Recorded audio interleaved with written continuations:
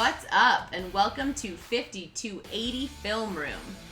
We're a Colorado sports podcast by fans for fans. Please subscribe, rate, and review, and also follow us on Facebook and Instagram. You can also email us your input, questions, and ideas at 5280filmroom@gmail.com. Thanks for listening. Hey there, Avalanche fans. Thank you so much for tuning in to 5280 Film Room. I'm Alyssa. And I'm Jordan. And it's been a couple weeks since we did an Avalanche podcast, and a lot has happened. Jordan, can you just kind of give us a quick breakdown of how the Avs have looked over the past couple weeks? So they're 8-3 in their last 11 games, so they're continuing to tear up the NHL. And in that 11-game span, they beat the Red Wings 2-0. That was a very hard-fought game, kind of sloppy on both sides. So the Red Wings aren't a good team, but it's always nice to beat the Red Wings. Right, with that rivalry, I feel like there's always an extra layer of feistiness. Yes. Coming from both sides, which is maybe why it was a bit of a sloppy game. Yeah, and we were actually in Nashville over the weekend, and we met a Red Wings fan. And I asked her, like, is the rivalry the same on your guys' side? Like, do you hate Avalanche fans as much as we hate you? And she said yes. It's like, all right.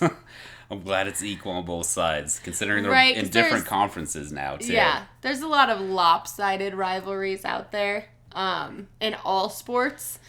I feel like there's not very few, but not as many as we think, where it's a true, to the core, within the fan base, rivalry on both sides. Yes. And they've been out of the same, they've been in different conferences for the last, 5 years or so now. So I'm glad that rivalry is still there. And the NHL is actually going to readjust their divisions. Did you know about that? I did not. Yeah, so they're going to, I think it's after this season that they're going to change up the divisions. So there is a chance that the Avs and the Red Wings could be in the same division again. That's interesting. Is that because they're continuing to expand? Like, what motivates such a big change like that? Yeah, so they're putting a team up in Seattle. I knew about that. Okay. So that one new team being added, everything will shuffle accordingly? Yeah, because there's, I don't remember which division, but there's a division with 8 teams in it. There's another division with, I think, 6. So the divisions are just kind of weird right now with 31 teams. Right. It's an awkward number. Yeah, so they're going to readjust all divisions. I mean, I'm sure most of them will have the same teams. It's just there's going to be a few teams that are going to be flip-flopped around, just based on their location. Could make things interesting, at least. I know, right? Yeah, we'll see if the Avs end up staying in their division. I'm sure they will, though. But yeah, so we beat the Red Wings 2-0, and it was a sloppy game, but they won. And in that same streak, they beat the Penguins 6-3. No, we lost to the Penguins 6-3. The following week, we lost to them 6-3. Okay, yeah, so we you're beat them right. 6-3. The following week, we lost they beat 6-3. us 6-3. Yeah, and it was just I forgot those were so close together. Yeah, those two. It was only a week apart, and I mean, it was just a tale of two different stories. Like the Avs dominated the Penguins in that first game, but then in that second game, the Avalanche, they had a really good second period. They tied it up 3-3, but then the Penguins just went off in the third period. Well, and I know that the Penguins have been having a bit of a rough season, considering how dominant they've been in the past. So I'm sure being back at home in front of their crowd after we beat them so surely 6-3, they wanted to return the favor and beat us just as dominantly. Yeah, the Penguins, they're becoming an older team now. I mean, they're still super talented, but they're definitely not what they used to be. And they're actually, looking at it right now, 5th in their division, which is so weird to see. Oh, so they've moved up, though. But not a week and a half ago, they were, I think, 7th. Wow. Okay. So the only reason that's even on my radar is because I have family members who are diehard Penguins fans, and my cousin was complaining about how bad they've been. Yeah. Right? Yeah, and I'm just used to seeing them at the top of the standings. It's always them and the Capitals, 1 and 2 at the top of the standings. So it's weird to see them falling off this year. But they are getting older, and you can't stay on top forever. Exactly. Mm-hmm. Who did we play next? So we play the Oilers next. Okay. And this is where we go. I know we were just on a bit of a long road trip. 4 of the last 5 games were out on the East Coast, which kind of makes that really brutal ass whooping the Lightning laid out on the Avs slightly more in context. I have to keep it in context because that was the 4th game of a long road trip, and the Lightning are just a very talented hockey team. Yeah, they might be the favorite to win the Cup at this point this year. When Varley, he started the game and he gave up 5 goals in the first, I think it was 28 minutes of the game. That's brutal. And then he got pulled. And then Grubauer gave up 2 more goals. And I believe that's the first game this season where a goalie switch has been made mid-game. For the Avalanche? Yeah. That's probably right. Yep. Yeah, I haven't heard of it before because it was like right at the midway point of the game. I mean, it was a rough game. We got beat. Yeah, 7-1, and we didn't get to watch the game. We were on a flight back, but I watched the condensed version today, and it was really a combination of Varley just getting beat and the defense not really having his back. Seems like and the offense not comprehensively putting together anything aggressive. No. I mean, from what I saw, it was just the condensed game, so it wasn't the full game, but it seemed like the Lightning were just constantly in the Avs zone, and there were constantly 2 players behind the Avs defense, so they can make that pass to get the perfect shot off. But then Varley got beat 1-on-1 a couple times, too. And that's why you pay your goalie to win those battles one-on-one. Not the Avalanche's day. No. By any means. The game right before that, we beat the Panthers 5-2. I don't know a whole lot about the Panthers. Where are they in the standing? A while back. Okay. Yeah. A long while back. How are they currently? Currently, they are... That's a good question. To the Google. Right? Oh, they're in the other conference. Sorry. Looking at the wrong one. Oh, they're, last place. Okay. So in their division. That was a game we should have won, and we did win.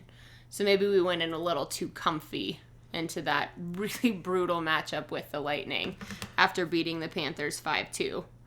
One, I think a difference between the Avs this year and them last year is that they are winning the games that they're supposed to win. Right. And last year we were dropping a lot of games that should have easily been W's. Yeah, they were terrible on the road last year. So were they in Florida against the Panthers? Yeah. Right? Okay. Yep. So these last 4 games were Red Wings, Penguins, Panthers, and Lightning all in a row.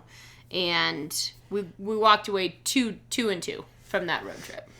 Okay, which we'd like to be better, but it's a road trip, so you can't expect too much. The Panthers, that's a game that we probably could have lost last year because they were so bad on the road. Right. So great at home, but so bad on the road. And this year, they're dominating at home so far, but they're playing amazing on the road as well.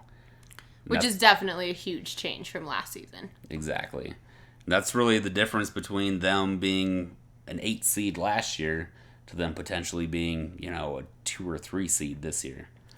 And as we look ahead to these, like I said, out of the next 6 games, 5 of them are at home, which is exciting. Like you said, up next is the Oilers on Tuesday night this week, December 11th.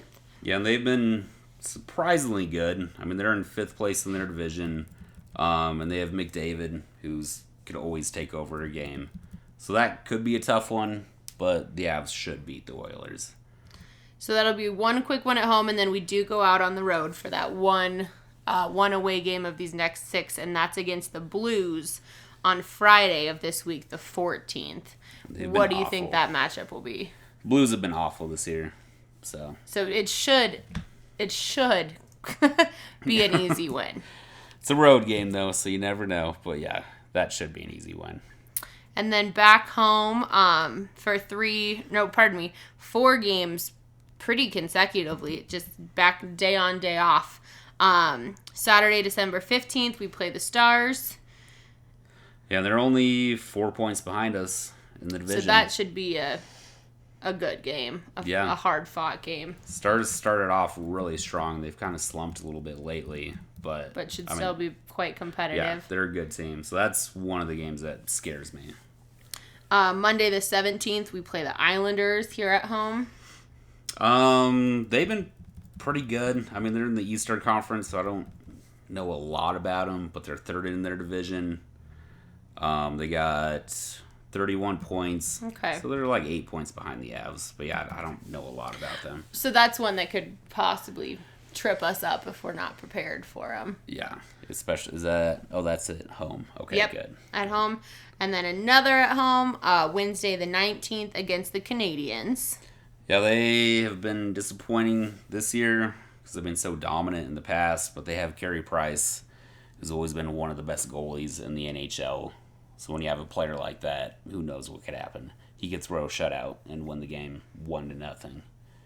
So that game I'm a little worried about, but they've been pretty disappointing this year, which I'm looking up right now. They're 5th in their division. So nothing spectacular. But they have one of the best goalies in the NHL. So our top line is going to have to really show up. Which they have been. To get things. Yeah. Until the Lightning. Right. But hey, you can't be on every single day. Right? Unfortunately. It's in hard. Life, it just doesn't work that way. Right? And it's hard to watch the Avalanche lose 7-1, but it is the Lightning. So if you're gonna lose, if you're gonna lose by that much to one team, it should be the best team in the league. The fourth game of a 4-game road trip to the East Coast. Right. Like they were probably pretty fried and exhausted. Friday, December 21st is our last home game of that kind of stretch, and that's against the Blackhawks. And they've been trash. So that should be an easy breezy game. Yeah, they've been horrible. Yeah, I think they might be the worst team in the NHL. Well, I'm looking at the points. Sorry, Lissa was pointing at the screen. So yeah. But yeah, they're tied for last in points in the NHL. So we should beat them. We should. And then the weekend right before Christmas, they head on the road for one against the Coyotes on Saturday the 22nd. And then there's a little break for the holiday. They are also awful. Coyotes have never been good, though. Realistically, if we can stay on top of it, these games leading up to the end of December into the break for the holiday could put us in really, really good standing. I mean, we already are in really good standing, but could help us maintain that standing and hopefully not slip up to the Predators. Yeah, it's really in the rankings. Yeah, over the next 10 games, really the Stars, the Canadiens, and the Golden Knights are the only 3 that scare me a little bit. Because even past the Coyotes, we go to the Golden Knights, and then the Blackhawks, and then the Blackhawks again, and then the Coyotes again. So I would say the Avs should go 7-3 in the next 10. All right. Which if they win 8-3 in their last 11, so if they can keep up that pace all season, exactly, they'll be all right. Which is a lot to ask, but I think it's something they're capable of doing. They've proven it all year. Like, they've exceeded my expectations so far. I mean, I knew their top line would be great. I didn't know they'd be this great. I mean, Mikko and McKinnon are 1 and 2 in points in the NHL so far this year. And it's kind of been like that all season. Well, and they just, obviously, they fuel each other, you know. Rantanen's just an assist machine. Which is weird. Fueling McKinnon goals. So, I mean, if they can just continue that system that they have in place, they could completely take over in terms of highest number of goals scored. Or points, pardon me. Yeah. I could totally see it at the end of the season if they keep this up. Like, they're probably not going to finish 1 and 2 because they play on the same line on the same team. But they could finish both of them top 4. But they could steal MVP votes from each other. So I could see them both, like, being the MVP, but since they play on the same team, if they maintain this consistency, they would steal votes, which would suck. But I mean, if we have 2 guys that finish in the top 4 or 5, that would be amazing. So in the NHL, how does the whole MVP system work? Is it similar to the NFL?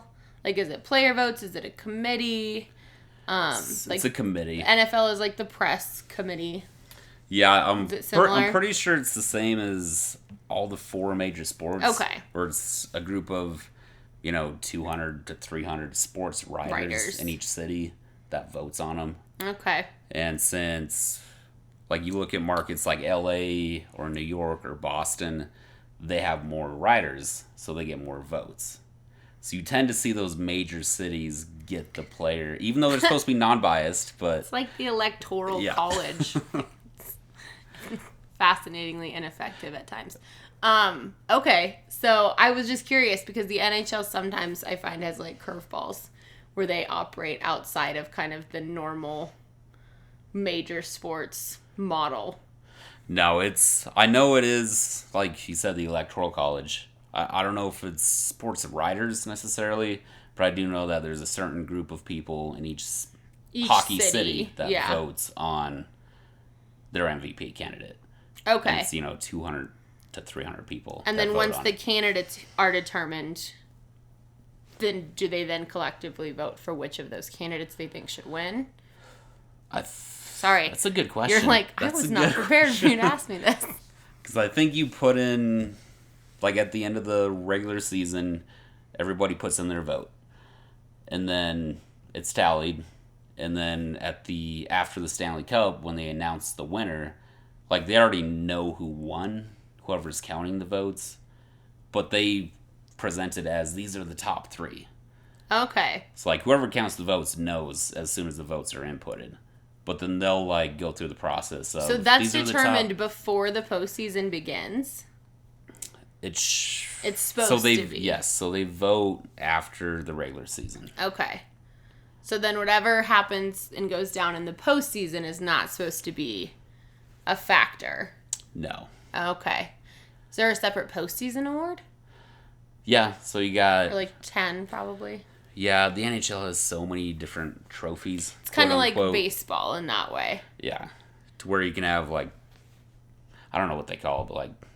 Well, they have the Stanley Cup MVP. Right. Actually, I don't think they have, like, a postseason MVP. Just the winner of the Cup, which makes sense. Mm-hmm. The winning team's MVP. Yeah.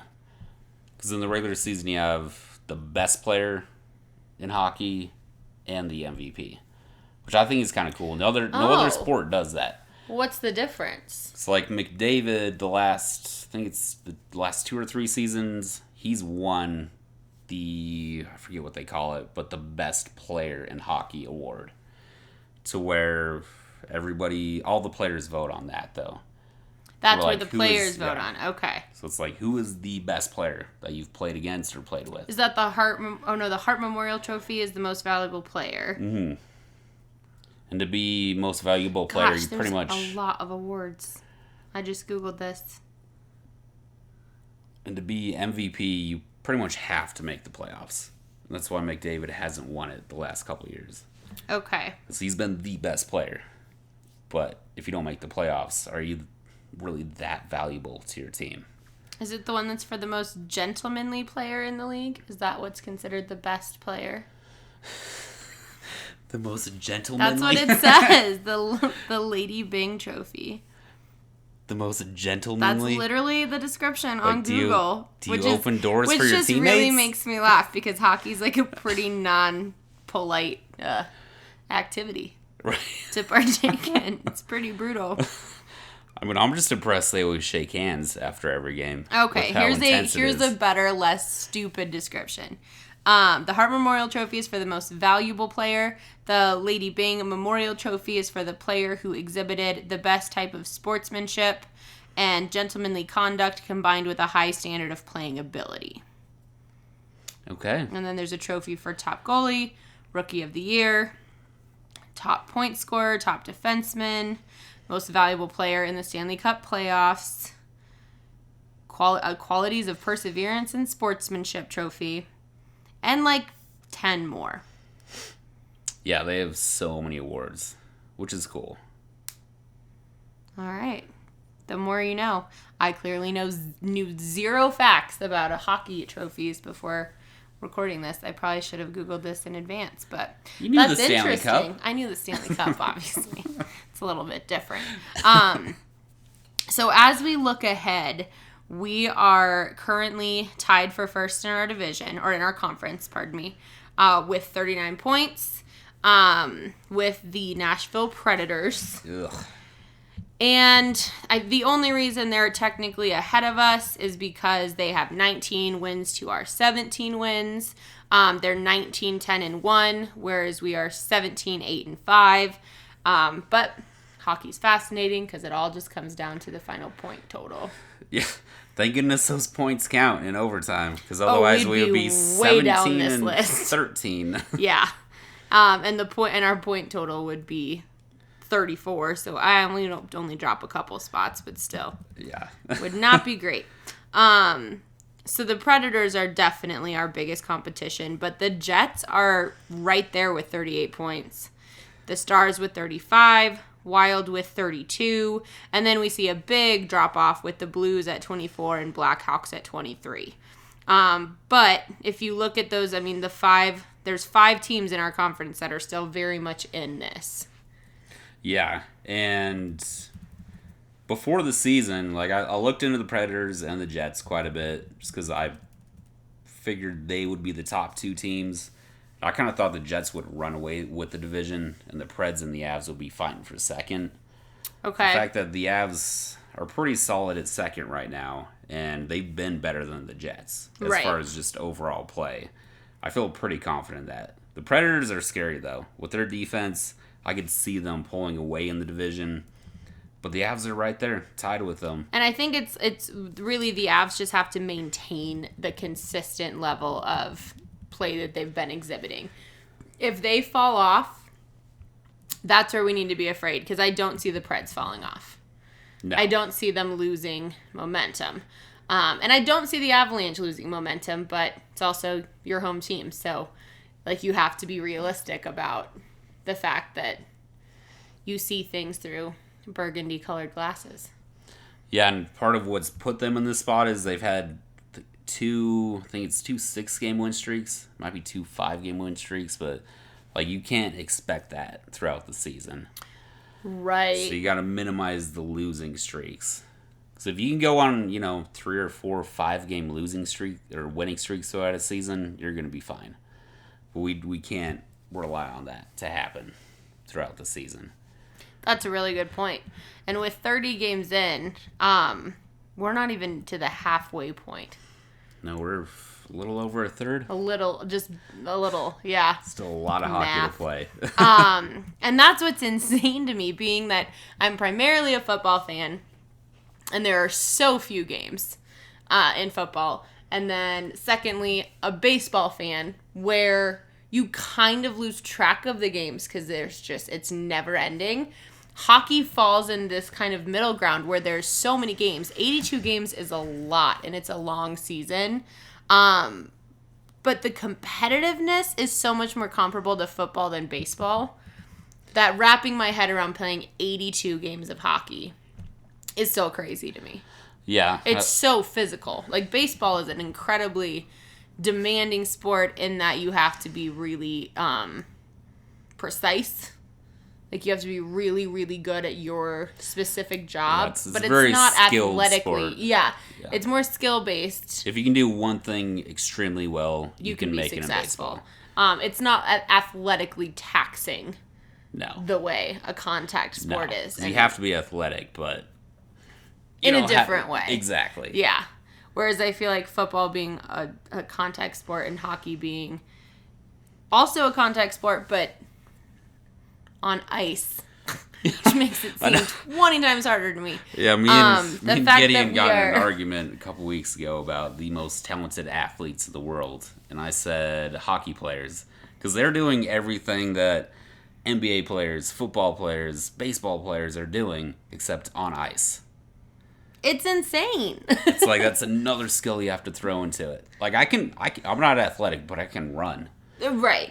Well, and most human beings can run. Exactly. You know what I mean? Like, if you got to run, you can run. If someone was like, hey, you have to get away from this grizzly bear, oh, but you got to throw on some skates and do it on the ice, I'd be like, well, it's been nice being alive. I'm dead. Right? It's not an inherent skill set, like being able to skate. Yeah, it's something that you can train yourself to do. But there's a lot of stuff in sports that you can train yourself to do. And then you throw on top of that, a puck that's flying all over the ice, and you're using a stick to hit it. You can't use your hands. Natural athletic ability and hand-eye coordination. And yeah, what hockey players do, to me, is incredible. With the fear of getting your head knocked off all the time. Yeah, don't get attached to those teeth. They are not going to be yours forever. Well, thank you guys so much for tuning in. We really appreciate it. We're going to try to be a little bit more consistent with our Avs podcast. This time of year in December is insanity, but I promise we are going to try to be better about posting more frequently. Before we say goodbye, got to give a shout out to our guy Steele Krause with Osgood Team Real Estate. If you are looking to buy or sell a home in the Denver metro area, he is the guy that can help you. And you can reach him at 303-587-5417. Let him know that 5280 Film Room sent you. Thank you guys so much, and we will catch you later. Bye. Toodles.